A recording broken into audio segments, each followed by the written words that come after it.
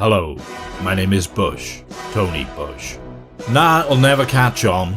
The time has finally come to take a look at the longest running, most consistently popular franchise in the history of modern movie making. James Bond. Oh yes, it's a big one folks, and I don't mind admitting it. How do you tackle a phenomenon spanning over 60 years, comprising 25 action-adventure films with 6 actors taking the high-profile leading role? Do you start at the beginning? A very good place to start, so I'm told. Pick one at random, pick your favourite, one by your favourite director or actor, or do you apply some other criteria? Other criteria? What might that be? Whatever it is, it's what I've used, and we'll check in on that a bit later on. But first, some background I'd like to sketch, and 2 shit cans of inane crapola I want to address. I've been a fan of James Bond films and novels since I was around the age of 10. Because I lived in the sticks and my hometown had a local cinema, I got to see every Bond movie on the big screen, mostly on double bills in the early 70s, because they were still doing the circuit in the provinces throughout that decade. They only began slipping the loop when ITV secured the rights to screen the Bond films on TV around 1977. But to date, I have seen every Bond movie in a motion picture theatre environment, including the non-franchise Connery production Never Say Never Again in 1983, but excluding the 1967 unofficial Casino Royale spoof, which I've only seen on TV. I've read all the Fleming full novels and short stories, as well as the Kingsley Amis penned Colonel's Son and the other non-Fleming adventures by Christopher Wood, John Gardner, Raymond Benson, Sebastian Faulks, Jeffrey Deaver, William Boyd and Anthony Horowitz.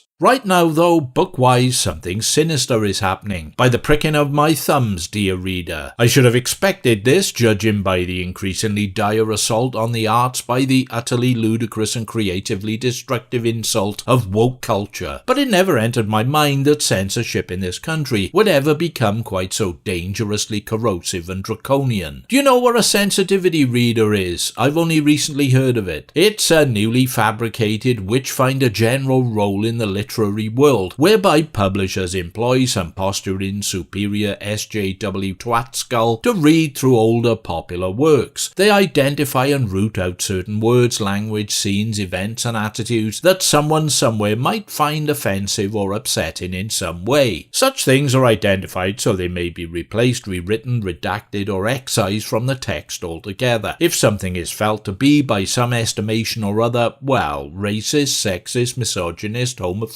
transphobic, xenophobic, dubiously violent or generally anti-woke in some way, it is either altered or eradicated. I understand this process is set to be applied to Ian Fleming's original James Bond novels. If so, there's suddenly going to be very short reading experiences indeed, I would imagine. There'll be nothing fucking left of them. The Bond novels were from and of a specific historic time and place, products of those times and places, reflective of those times and places, written by an unashamedly heterosexual male who was, let's be honest, an elitist intolerant snob. So fucking what? All that male fantasy, wish fulfillment, cruelty, aggression, sex, violence and sadism constituted the thrill factor of reading the bloody things. The whole fucking point. But even back when they were written, thing to remember is it wasn't real, it's fiction, make-believe, of its time. It is a part of history and informs us of that history. And these sensitivity arseholes want to censor it because somewhere some imaginary inadequate invertebrate might get their delicate sensibilities affronted a little bit. And if that were to be the case, why, their whole bottom lip might quiver uncontrollably, their petite anuses pucker and twitch spasmodically, and they may not be able to eat a vegan croissant for a whole fucking day. Just imagine. This equates another surreptitious and malevolent justification for the defacing and vandalizing of existing works of art, burning books by other means, and cancelling anything that doesn't fit with a maliciously virulent fascist ideology, because make no mistake, such concepts and interventions are the tools of fascism and dictatorship, along with the sale of the pretext that it's entirely benign and all for the common good. Well, bollocks to that. If you don't think it's for you, don't fucking read it. If you can't differentiate differentiate between the past and the present, don't fucking read it. If you think fantasy and reality are one and the same, don't fucking read it. But what if you do read it and it offends you? Here's the news. You won't fucking die. The world won't end. You won't become a depraved rampaging nincompoop any more than you already are. Revel in the offense. Embrace it. Grow a pair. Grow the fuck up and move the fuck on. And here's a tip for those of you who don't need protecting. Never buy any new editions. Get thee to a second-hand bookstore or charity shop and pick up the originals for a fraction of the cost. Bypass this new age despotism, because until they actually bring out the flamethrowers for real, art in the form the artist intended it to be experienced will still be available to us if we want it, if we choose it. Don't know about you, but I do. Fucking sensitivity readers, I ask you.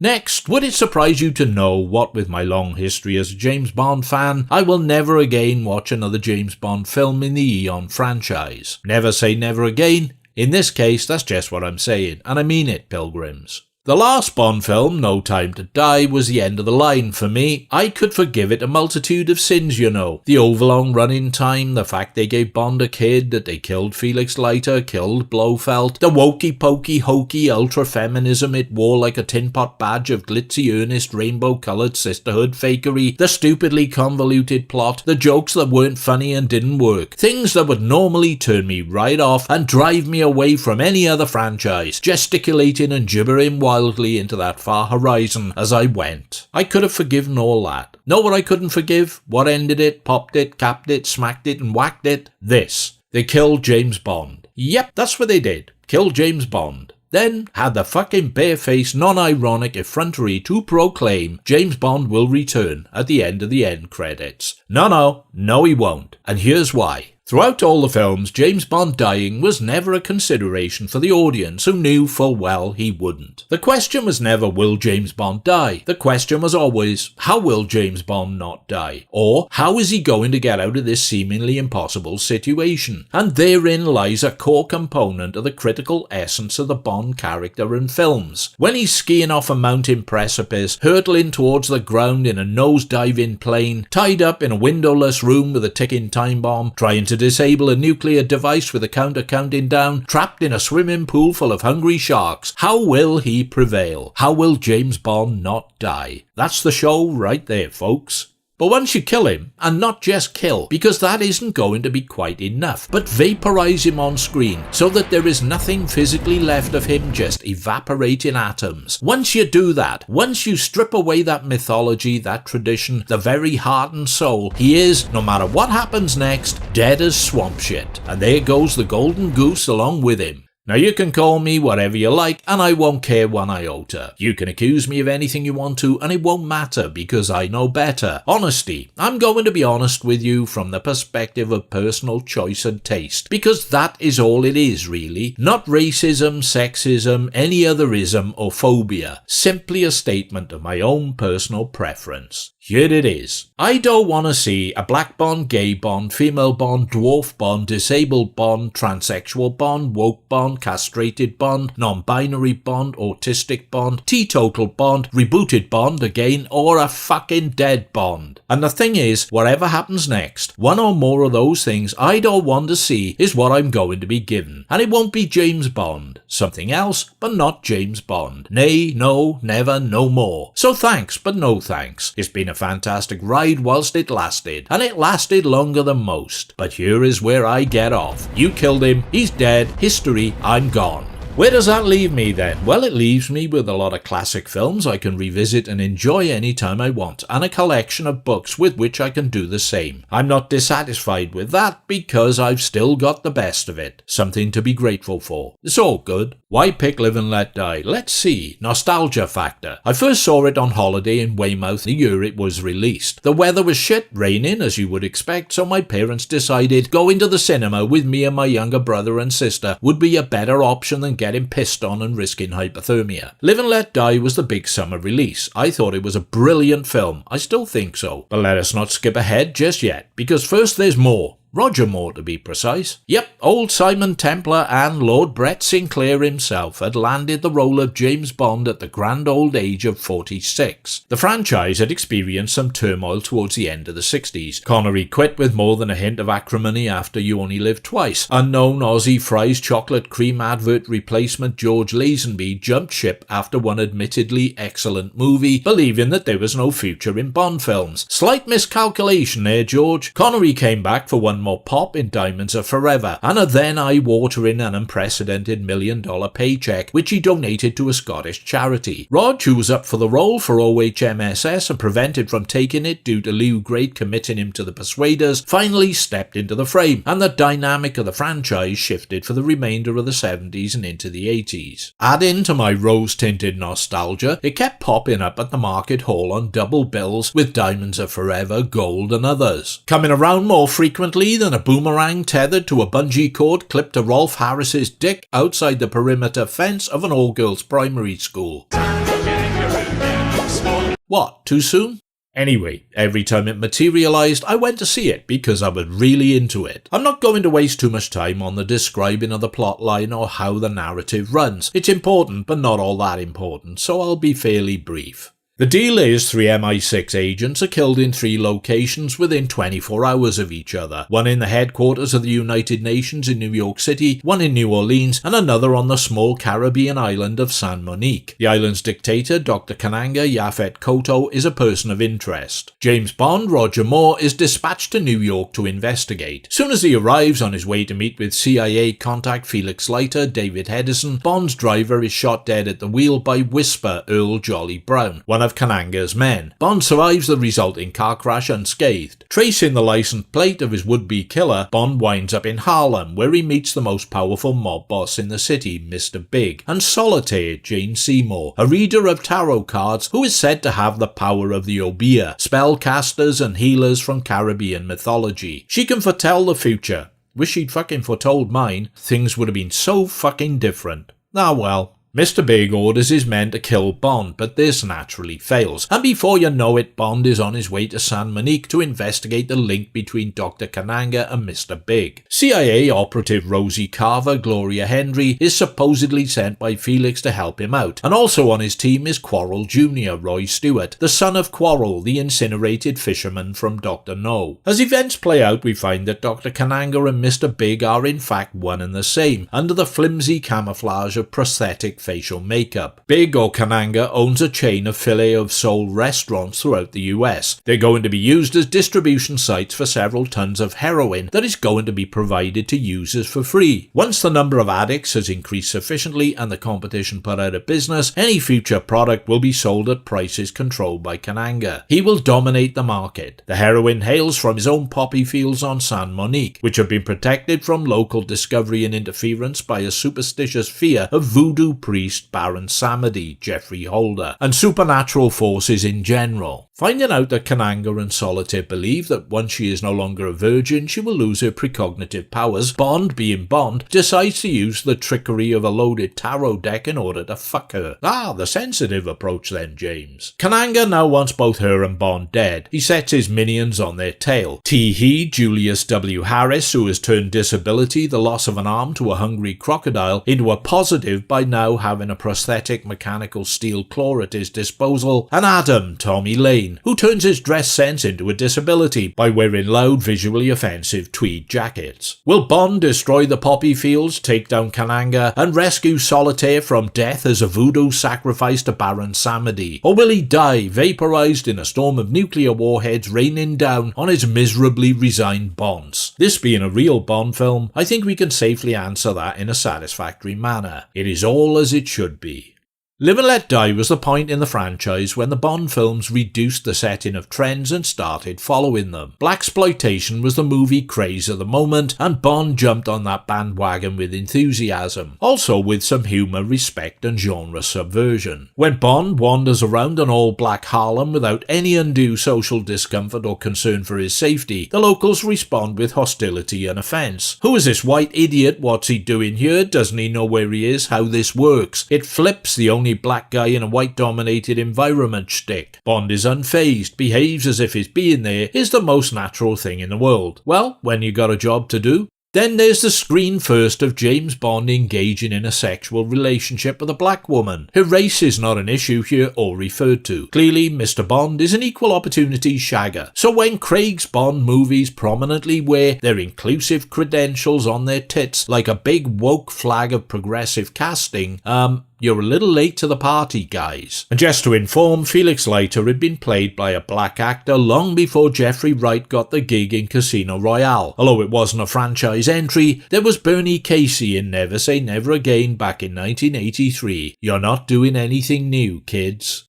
What helps Live and Let Die immeasurably is that the casting incorporates some stellar black performers who go all out to make the most of their roles. Yaphet Kotto is a very underrated Bond villain in my opinion, but then he was a very underrated actor generally. He can switch from quiet and composed to raging and menacing in a finger snap. He has a brooding quality that radiates ruthless lethality and an imposing on-screen presence. Fleming's novel had a very stereotypical view of black people, and some of the attitudes within were tantamount to racism even by 1954 standards. The film incorporates some of this in the language and behaviour of the comic redneck sheriff J.W. Pepper, Clifton James. He's the brunt of a magnificent speedboat chase through the bayou between Bond and Kananga's men, and what's interesting is the way in which he addresses Bond with the same bigoted terminology he reserves for the black characters. He calls him boy and an animal, and though he's incredible fun, it's made even more so to see him frustrated and humiliated by both black and white interlopers into his domain. He's an equal opportunities racist, discriminate against anyone.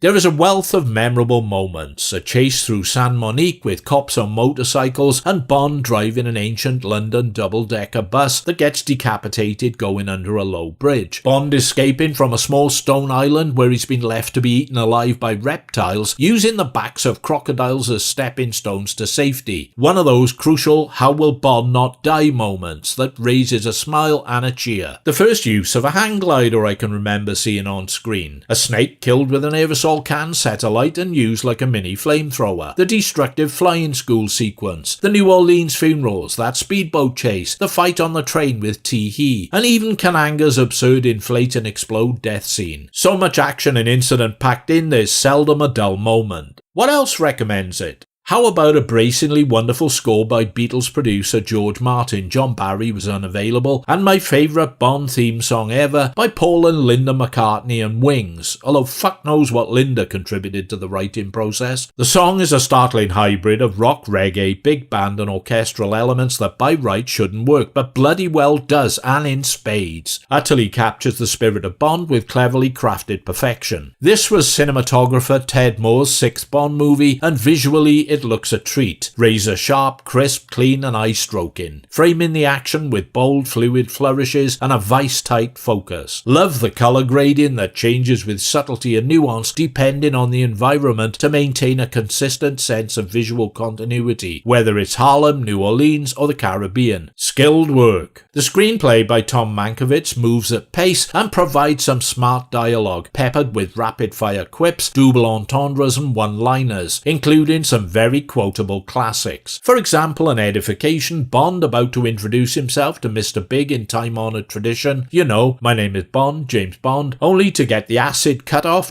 My name is James is for tombstones, baby. Y'all take this honky out and waste him, now! Add to this everything that comes out of J.W. Pepper's mouth, which is comedy gold, credit to Clifton James. Veteran Guy Hamilton, who directed the quintessential Goldfinger, is back in the director's chair after kicking off the 70s with the high camp Diamonds Are Forever. His enthusiasm and style sustained throughout, successfully making this a more streetwise and gutsier affair in keeping with the blaxploitation thematic. Then there's the eye candy. Jane Seymour is almost flawlessly beautiful in a classical sense. Not the sexiest Bond leading lady ever, but one of the most poised, graceful and elegant. Plus we get the lovely Madeleine Smith as a frisky Italian agent, and the deliciously lissom Gloria Hendry. Yes, sexist pig, superficial, misogynist swinehunt, I know. Don't care. But what of the main man, Mr. JB himself? Roger's playing a character who is somewhat more of a bastard than he was used to. He wisely avoids any attempt at impersonating Connery, instead going for a lighter, more ironic and knowing approach. Confident, cool, self-assured, but never overly smug. He does what he does best, projecting that image of a debonair, smooth operator with an increased hint of cruelty and instinctive mercenary inclinations. At 46, he looked a good 10 years younger, trim and fit, and nailed his own persona onto the character, which even in Fleming's novels was a souped-up thumbnail sketch onto which the reader could impose their own interpretations. He convinces in those darker moments, like when he threatens to kill Rosie if she doesn't come clean. They've just had sex and she protests. But you couldn't. You wouldn't. Not after what we just done. I certainly wouldn't have killed you before. What a bastard. Conning solitaire into letting him screw her. What a bastard. When she asks for repeat sex because a shag with James Bond turns all women into instant sex addicts. Is there time before we leave? Absolutely. There's no sense in going off half-cocked. What a bastard. More trucks along with such deftness of touch generated such charm, channeling that likeable smart aleck overgrown schoolboy charisma, he gets away with it, and you end up thinking, what a lucky bastard. Although Connery for me was the definitive big screen James Bond, and with repeated viewings became my favourite actor in the role, Moore was the one my independent cinema-going self grew up with through the 70s. He's a close second. My favourite Bond movie is Thunderball, by the way, in case you were wondering. My second is The Spy Who Loved Me. That's just how it is, and for most of you, it will be something completely different, I'd wager. Live and Let Die was the first Bond movie to feature Roger Moore. It was the first to really jump someone else's train, embracing a popular movie trend of the time. It incorporated elements of blaxploitation, Scooby-Doo cartoons, Hammer movies, contemporary spy flicks like Puppet on a Chain, aspects of the supernatural, and ended with Baron Samedi laughing his dead dick off on the front of a train. It's a wild mix of so many disparate components that it could have easily imploded under their weight, but it doesn't. It combines them into a fully functioning, self-actualized action-adventure whole that is great, stimulating, engaging fun and entertainment. A proper James Bond movie with a proper James Bond heading it up. How it used to be, and, unfortunately, will never be again. Thank you for your time and attention. It's been no easy ride accepting the passing of an iconic screen hero who has been a lasting part of one's life for so many years, but I felt I had to do it. I've been putting it off for a while, and if you manage to stick with it, I salute you. Usual drill, like, dislike, comment, subscribe, Patreon, etc. And I'll be back as soon as time and life permits. Unlike James Bond, I will return.